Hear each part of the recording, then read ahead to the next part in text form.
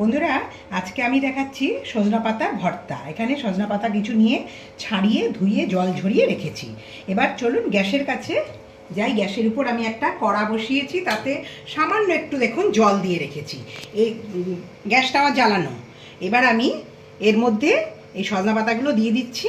জলটাকে পুরো জল ছেঁকে ফেলবেন না, এই জলটাই তাই জন্য অল্প করে দেওয়া। জলটা পুরো টেনে যাবে, তা না হলে এর উপকারিতাটা থাকে না। আর সজনা পাতার উপকারী অনেকে অনেক জানেন নিশ্চয়ই, তাও আমি দু একটা কথা বলবো, ক্রমশ বলবো। এটা আগে করে নিই। এটা এবার সেদ্ধ হোক। দেখুন সেদ্ধ জলটা টেনে গেছে, সামান্য জল দিয়েছি, টেনে গেছে। এবার আমি এটাকে নামিয়ে রাখছি। কড়া দেখুন একটু তেল দিচ্ছি, আর ওই যে সজনা পাতাটা তুলে রাখলাম ওটা একটু ঠান্ডা হোক, তারপরে ওটা আবার দেখাচ্ছি। সামান্য একটু আদা, দেখুন কতটুকু দিচ্ছি, এইটুকু আদা। একটু লঙ্কা কুচি, আমি লঙ্কা কম দিই, যারা আপনারা ঝাল বেশি খান তারা লঙ্কা বেশি দেবেন। আচ্ছা, রসুন কুচি কিছু, পাতা আন্দাজ অনুযায়ী, পাতা যতটা আছে সেই বুঝে একটু দেবেন। রসুনটা একটু বেশি রাখবেন, ভালো লাগবে। আর এর মধ্যে আমি সামান্য একটু পেঁয়াজ দিয়ে দিলাম। ব্যাস, এটা এবার আমি একটু হালকা ভেজে নেব। বন্ধুরা দেখুন এটা ভাজা হয়ে গেছে, হালকা ভাজা হবে, ভাজা হয়ে গেছে। এটাকে নামিয়ে একটা পাত্রে রেখে একটু ঠান্ডা করে নেব। তারপর একটা মিক্সিং বোলের মধ্যে সব একসঙ্গে দিয়ে পেস্ট করব। বন্ধুরা, আমি এবার কড়ায় আরেকটু তেল দিলাম, 1 টেবিল স্পুনের একটু বেশি আছে। এখানে আমি শুকনো লঙ্কা দুটো ভাজবো।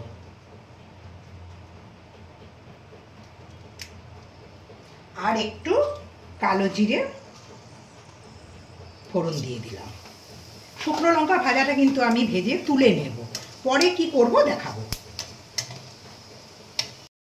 ভেজে আমি তুলে রেখে দিয়েছি, তেলটা গরম আছে। এবার আমি এর মধ্যে আবার কিছুটা পেঁয়াজ ভাজবো। একটা গোটা বড় পেঁয়াজে কিছুটা দিয়েছিলাম ওই পেস্টের জন্য, পেস্টের পরে দেখাচ্ছি পেস্ট হয়েছে। আর কিছুটা এখন ভাজবো।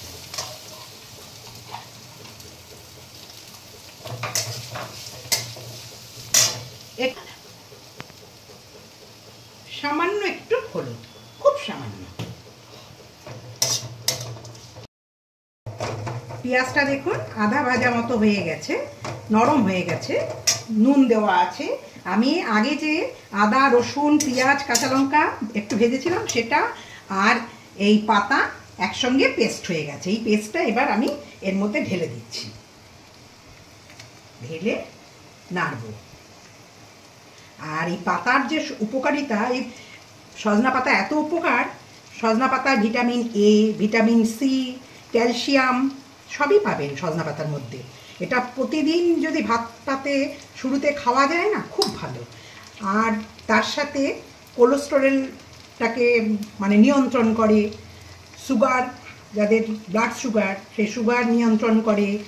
তারপরে আর্থারাইটিস, সেটাও যাদের হয়েছে তারা যদি খান, বা না হলেও খেতে থাকুন যাতে না হয়, খুব উপকারী। আরও অনেক কিছু আছে গুণাগুণ, আমি একটু বললাম। সুতরাং করে দেখবেন, খাবেন, খুব উপকারী। এবার আমি এর মধ্যে একটু চিনি দেব। নুনটা দিয়েছি অল্প করে, পরে দেখে নিতে হবে নুনটা হয়েছে কিনা, ঠিক দরকার হলে দেবো। দেখুন চামচের ডগায় সামান্য একটু চিনি দিলাম।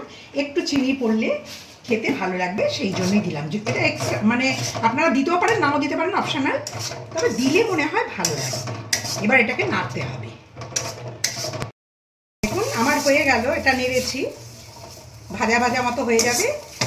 কড়া থেকে লেগে যাচ্ছে, মানে সরে যাচ্ছে, কড়ায় লাগছে না, কড়া থেকে উঠে যাচ্ছে, মানে জল আর নেই। জলটাকে একদম টানিয়ে দিতে হবে, তা নাহলে পাঞ্চে স্বাদ হবে।